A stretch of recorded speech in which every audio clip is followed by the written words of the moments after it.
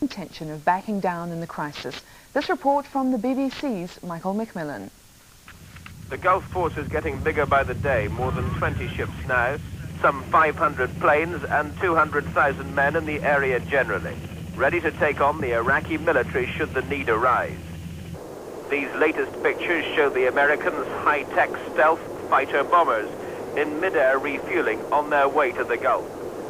The stealth is made of materials which make it virtually undetectable to radar. U.S. Defense Secretary Dick Cheney has been on board the USS Eisenhower, which is in the Red Sea, and restating the hardline policy on the economic blockade.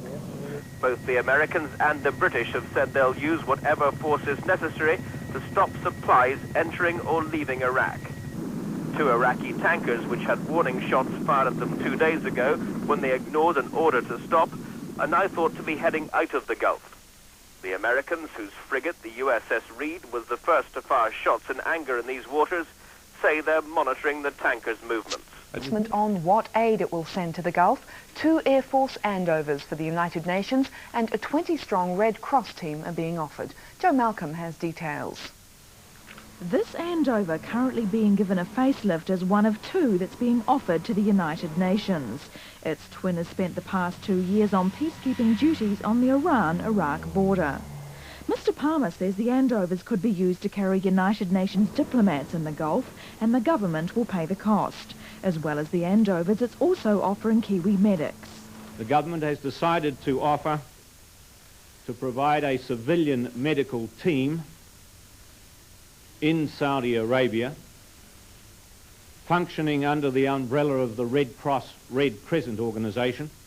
The plight of Kiwis detained in Kuwait and Iraq is still of great concern. Our officials don't think they're among the Westerners being moved to military targets, but at the same time they've been unable to convince the Iraqis to release them.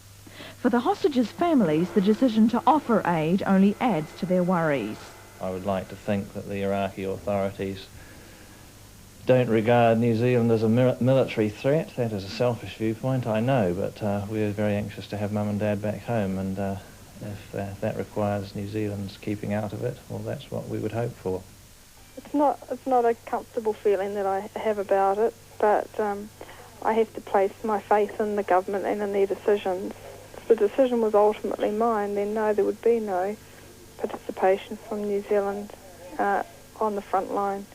The government will brief members of the hostages' families on Thursday, an opportunity to reassure them it's doing everything in its power to help bring the Kiwis home. Joe Malcolm, One Network News.